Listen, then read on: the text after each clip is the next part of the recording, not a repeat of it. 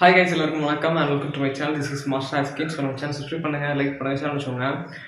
ஏன்னா அப்படின்னா நேற்றைக்கு நான் அந்தகன் படம் பார்க்க போயிருந்தேன். ஸோ அந்த அந்தகன் படம் எப்படி இருக்குது அண்ட் அதில் எல்லாம் சொல்லியிருக்காங்க. டாப் ஸ்டாரோட கம்பேக் படமாக இது அப்படிங்கிறத நம்ம பார்க்க போகிறோம்.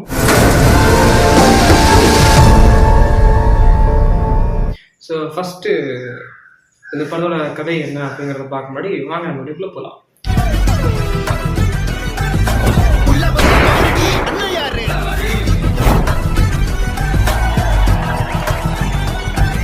அதோட கதை என்ன அப்படின்னா ஒரு பிளைண்டா இருக்கிற ஒருத்தர். ஸோ பிரசாந்த் பிளைண்டா இருக்கிறாரு. ஆனால் போக போக தெரியுது இவர் ஒரு பிளைண்டு கிடையாது. ஸோ ஒரு சுச்சுவேஷனுக்காக பிளைண்டா நடிக்கிறாரு அப்படின்னு தெரியுது.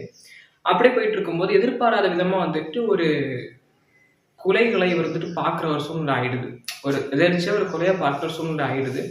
ஸோ சூழ்நிலை ஆனதுக்கப்புறம் அந்த கொலையில் இவர் பார்த்துட்டாரு, இவர் உண்மையிலே பிளைண்டு தானா இல்லை பிளைண்டுமா நடிக்கிறாரா அப்படிங்கிறத தெரிஞ்சுக்கிறதுக்காக சிம்ரன் அண்ட் சமுத்திரகனி செய்கிற சில விஷயங்கள் அண்ட் அதுக்கப்புறம் இந்த விஷயம் கொஞ்சம் ட்விஸ்டர் ரிவீல் ஆக்கி இல்லை இவருக்கு கண்ணு தெரியும் அப்படின்னு ஆகினதுக்கப்புறம் என்னென்ன நடக்குது அண்ட் அதுக்கப்புறம் கடைசியில் பிரசாந்த் அவர் இவங்க கொண்டாங்களா கொள்ளலையா, இதுதான் கதை. என்ன இவருக்கு உண்மை தெரிஞ்சிச்சு. ஸோ அதனால இவரை விட்டு வைக்காம கொண்டாங்களா கொள்ளலையா, இதுதான் ஒரு மர்டர் ரிப்போர்ட் பண்ணோம் சார். நீ அவனை கொன்றுக்கணும். வெளியில வா. நான் என்ன சீரியல் கில்லரா? You broke my heart. இந்த படத்தை நான் ஒரு ஃப்ளூயண்டா இந்த படத்தை நான் பார்க்கும்போது எனக்கு ஃபர்ஸ்ட் இந்த ஃபீல் என்ன அப்படின்னா ஒரு டஃப் கொடுத்த ஒரு கேரக்டர். ஒரு 90s எல்லாருக்குமே ஒரு டஃப் கொடுத்த ஒரு கேரக்டர் ஒரு சின்ன ஒரு பிரேக்னால ஒன்றும் பண்ண முடியாமல் போயிட்டாரு. ஸோ இப்போ ஒரு கம்பேக்காக எல்லாம் வெயிட் பண்ணுறாங்க அப்படி நினச்சிட்டு இருக்கும்போது அவரோட கம்பேக்காக ஒரு படம் தான் இது. ஆனால் இவரோட ரேஞ்சுக்கு இந்த படம் ஒரு கம்பேக்கான்னு கேட்டிங்கன்னா இல்லை, ஒரு சின்ன ஒரு கம்பேக் தான் இந்த படம். ஸோ அதனால பெருசாக எலாபரேட் பண்ணி சொல்கிறதுக்கும் இல்லை அண்ட் கம்மியாக சொல்கிறதுக்கும் இந்த படம் இல்லை. ஓரளவுக்கு மீடியமான ஒரு படம் தான் இவரோட கம்பேக்கு. பட் படம் ஓகே, பட் கம்பேக் இருக்குது. இருக்காருல்ல, ஸோ நம்ம கார்த்திக் சார் அவர் இப்போ ரியாலிட்டி நடக்கிற சில விஷயங்கள் எல்லாம் இதை பார்க்கும்போது புரியுது.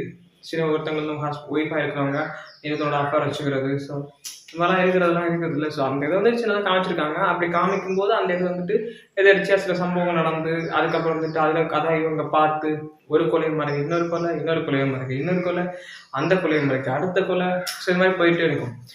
உண்மையை ஒத்துக்கிட்டா எந்த ப்ராப்ளமே கிடையாது. ஏன்னா உலகத்துல நம்ம ஃபேஸ் தெரிஞ்சிடும், ஐயோ நம்ம இப்படி பண்ணிட்டோம் தெரிஞ்சிடும். அதுக்காக தான் சில பேர் சில கொலைகள் பண்ணி சீரியல் விடுற மாதிரி அப்புறம் கடைசியில் மொத்தமாக செத்து போயிடுறாங்க. ஸோ அதனால இந்த மாதிரி படத்தை காமிச்சிருக்காங்க. அதை பார்க்கும்போது கொஞ்சம் பயங்கரமா இருந்துச்சு. அண்ட் நமக்கு சில பேர் ஹெல்ப் பண்றாங்க அப்படின்னு நினைப்போம் தெரியுமா, இவங்கெல்லாம் ஐயோ நமக்கு ஹெல்ப் பண்றாங்க அப்படின்னு. ஆனால் அவங்களுக்கு ஒரு கிட்னி திருடங்க இருப்பானுங்க. ஸோ நம்மளை பாடியை கொண்டு போய் நம்மளை அப்படியே மேக்கப் படுத்தி நம்மளை கிட்னி திருட்ட போகிறது.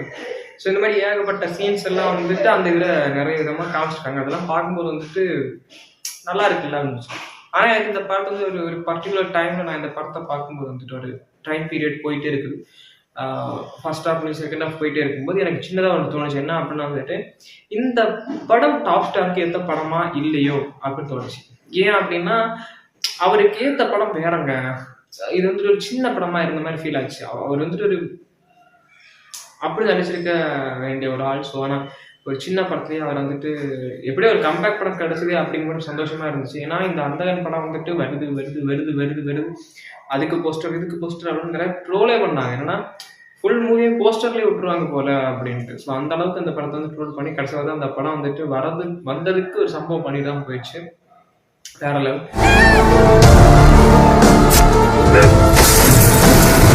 அண்ட் இந்த ஒரு சின்ன விஷயத்துல இப்படி பண்ணிட்டு இருக்கும்போது கண்ணு தெரியாம அடிச்சுட்டு இருக்காருல்ல, ஆனால் அதுக்கப்புறம் உண்மையிலே கண்ணு தெரியாம போனா எப்படி இருக்கும், அப்புறம் உண்மையிலே கண்ணு தெரியாம போகுது. அந்த இடத்துல இவர் விட்டு கொடுக்காம இல்லை ஐயோ அப்படின்னு அவருக்கு தெரிஞ்ச இதெல்லாம் யூஸ் பண்ணி அவங்களெல்லாம் ட்ரை பண்றாரு.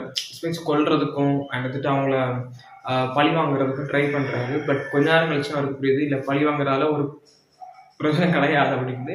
அதுக்கப்புறம் அதுக்கு அவர் என்ன பண்றாரு. ஸோ இந்த மாதிரி நிறைய ட்விஸ்டர்ஸ் எல்லாம் உள்ள காமிச்சிருக்காங்க.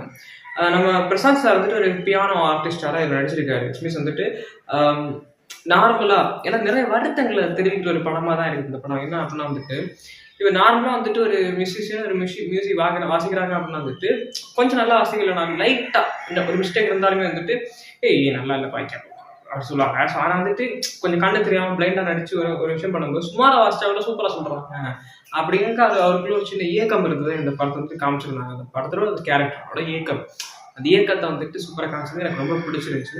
அண்ட் அப்படியே போக போக போக போக ஒரு சுச்சுவேஷன். ஸோ வந்துட்டு நான் இங்கே பார்த்து நான் சொல்ல மாட்டேன், இங்கே நடந்ததை நான் சொல்ல மாட்டேன், இங்கே பண்ண நான் சொல்ல மாட்டேன். நான் வெளிநாட்டுக்கு போயிடுறேன், லண்டன் போகணும், அங்கே ஒரு கிரேட் மியூசிஷியன் ஆகணும், ஸோ அதுக்கு நான் போகணும், ஆனால் நீங்கள் விட்டுருங்க அப்படின்னு சொல்லும்போது வந்துட்டு அவங்க கேட்க மாட்டாங்க. இல்லை இல்லை இருக்கு இருக்கு இல்லை இல்லை அப்படின்ட்டு.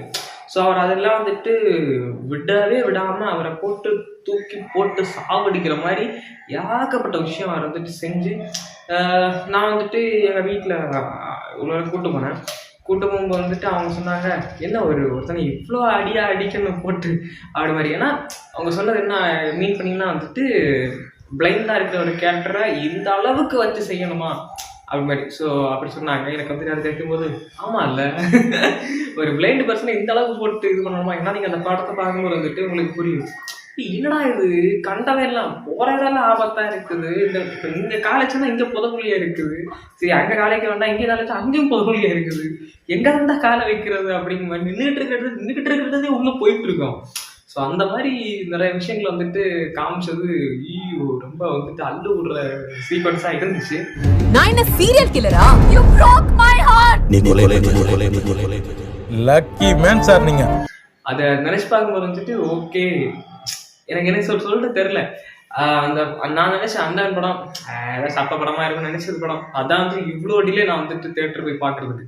உண்மையை சொன்னா அதான் நான் ரிவ்யூ கூட பார்க்கல, பப்ளிக் ரிவ்யூ கூட நான் பார்க்கல, நார்மல் ரிவ்யூ நான் பார்க்கல. ஏன்னா சரி ஓகே ஒரு மாதிரி இருந்தால் நமக்கு கடுப்பாயிடும், அதனால நான் பார்க்கல. சரி ஓகே அப்படின்ட்டு இப்போ வந்துட்டு ஒரு ஃப்ரீ டைம் கிடைச்சனால அந்த படத்தை போய் பார்த்ததுக்கு அப்புறம் தான் வந்துட்டு என்ன படம்டா டேய்.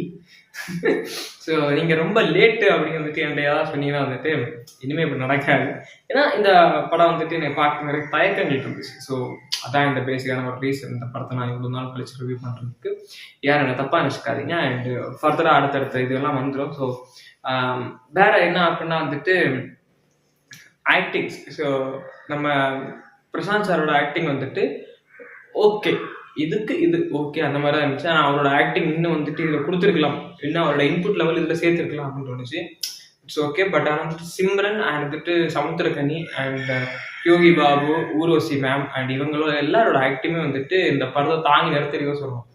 ஸோ நம்மளோட கேரக்டர் மனசில் பதிகிற நிறைய கேரக்டர் இருக்குது. இப்போ வந்துட்டு ஒரு படத்தை பார்த்தோம் அப்படின்னா வந்துட்டு ஒரு மனசில் பதிகிற கேரக்டர் நமக்கு தெரியணும் அப்படின்னு நம்ம நினைப்போம். என்ன அப்படின்னா வந்துட்டு லியோவில் அர்ஜுன் சாரோட கேரக்டராக இருக்கலாம், ஷாகி ஷரீஃபா அவங்களோட கேரக்டராக இருக்கலாம். ஸோ இந்த மாதிரி அதே மாதிரி வந்துட்டு இந்த படத்தில் வந்துட்டு நம்ம ஊர்வசி மேம் வந்துட்டு நார்மலாக வந்துட்டு போகிற மாதிரி இருக்கும், கடைசியில் அவங்க பண்ணுற வேலையை பார்த்தா அப்படி மாதிரி இருக்கும். அண்ட் வந்துட்டு யோகி பாபுவோட கேரக்டர் ஒரு வித்தியாசமான ஒரு பெர்ஃபார்மன்ஸ் பண்ணணும் அது. அண்ட் வந்துட்டு சிம்ரன் அவங்களோட கேரக்டர் அதெல்லாம் இருக்கும். அண்ட் அப்படி கேட்டோம்னா கேஎஸ் ரவிக்குமார், ஸோ அவரோட கேரக்டர் வந்துட்டு காமிச்ச விதம். நான் ஏன் இதெல்லாம் மென்ஷன் பண்ணி சொல்கிறேன் அப்படின்னா வந்துட்டு நீங்கள் அந்த படத்தை பார்க்கும்போது வந்துட்டு இப்படிதான் இருந்தீங்க, ஏன்னா இப்படி மாறிட்டீங்க அப்படி மாதிரி உங்களுக்கு தோணும். ஸோ அந்த மாதிரி இப்படி இருந்தவங்க இப்படி ஆகிட்டாங்க அப்படிங்கிற ஒரு கேரக்டரும் அந்த அவங்களோட சில விஷயங்கள் காமிப்பாங்க. இல்லை இது பாவம், இதை விட்டுட்டு நம்ம வந்துட்டு இன்னொரு இதை வேலையை பார்ப்போம் அப்படிம்பாங்க யோகி பாபு. ஸோ அப்போ தான் சொல்கிறாங்க பாவம் பார்க்குறாங்க, பாவம் பாரு அப்படின்னு இவ்வளோ சொல்லுவாங்க. ஸோ சில விஷயங்கள் வந்துட்டு நம்ம டேக் பண்ணி பார்க்கும்போது வந்துட்டு இதனால அப்படின்னு சில விஷயங்கள் பார்க்கும்போது நமக்கு வந்துட்டு ரொம்ப கஷ்டமாக இருக்குது. ஏன்னா ஒருத்தன் இப்போ வந்து நம்ம ரோட்ல போயிட்டு இருக்கோம், ஒரு உண்மையிலேயே வந்து ஒருத்தன் காசு தேவைக்காக நிற்கிறான், ஊருக்கு போகிறது காசு இல்லாமல் நிற்கிறான், அவனுக்கு நம்ம வந்து காசு கொடுக்க ட்ரை பண்ணலான்னு போகும்போது இல்லை அவன் நம்மளை ஏமாத்திடுறான், சரக்கடை போய் நிற்பான் நமக்கு தோணுது இல்லை. இதுக்கு நிறைய சமயம் சொல்கிறேன் அப்படின்னா வந்துட்டு நேற்றுக்கு சாயங்காலம் நான் வந்துட்டு எக்மோருக்கு போயிட்டு எக்மோரில் வந்துட்டு டிக்கெட் எடுத்துட்டு நான் அப்படியே கிராஸ் பண்ணுறேன், அந்த ஒரு லைன் கேட் போட்டிருப்பாங்க எக்மோரில். அப்படி நான் இங்கே வந்துட்டேன். இங்கே வந்ததும் ஒருத்தர் நினைக்கிற பிரதர் காசு வேணும், ஒரு ஊருக்கு போன பிரதர் வந்துட்டு கையில் நிறைய காசு வச்சுருக்காரு, 200க்கு மேலே இருந்துச்சு. பசங்க கட்டுப்படுத்திட்டு வந்துட்டு ஊருக்கு போயிடலாம். ஆனால் அவர் பண்ண இதெல்லாம் பார்க்கும்போது எனக்கு தோணலை, நான் டக்குன்னு வந்துட்டு அதெல்லாம் இல்லை அப்படின்னு வந்துட்டேன். ஸோ இது வந்துட்டு நமக்கு உண்மையிலேயே உதவி பண்ணுறதுக்கு கொஞ்சம் அவங்க யார் உண்மையிலேயே வந்துட்டு இவங்களுக்கு ஹெல்ப் பண்ணலாம் வேணாமா அப்படிங்கிற நிறைய தயக்கங்கள் நமக்கு வரதான் வந்து உண்மையாக ஹெல்ப் பண்ண முடியல. இது எனக்கு கற்றுக் கொடுப்பீங்களா? Of course. 1, 2, 3 அதனால வந்துட்டு இந்த படத்தை அந்த மாதிரி சில சீக்வன்ஸ் எல்லாம் காமிச்சிருக்காங்க. இவன் நல்லவனா இவன் கெட்டவனா அப்படி மாதிரி சில சீன் காமிப்பது அது வந்து பயங்கரமா இருந்துச்சு. ஸோ இந்த படம் வந்துட்டு ஒரு ஆள் நீங்கள் பார்க்கணும் அப்படின்னா வந்துட்டு கண்டிப்பாக பிரசாந்த் சரக்காக பார்க்கலாம். அண்ட் வந்துட்டு நிறைய கேரக்டர்ஸ் தான் உங்கள் மனசுக்குள்ள பதியும், அதுக்காக நீங்கள் பார்க்கலாம். அண்ட் மோஸ்ட் ஆஃப் த படம் வந்து டாப் ஸ்டாருக்கு வந்துட்டு ஓகேவான ஒரு படம் தான். பட் இந்த படம் வந்துட்டு சூப்பர். ஸோ உங்களுக்கு பார்க்குறது படம் வந்து கண்டிப்பாக தேட்டரில் விசிட் பண்ணி பாருங்கள். இப்போ தேட்டரில் ஓட தான் செய்யுது, மறக்காம செக் பண்ணி பாருங்கள். And this is master Oscar. So next சந்திக்கலாம், நெக்ஸ்ட் அனதர் வீடியோவில். பாய்.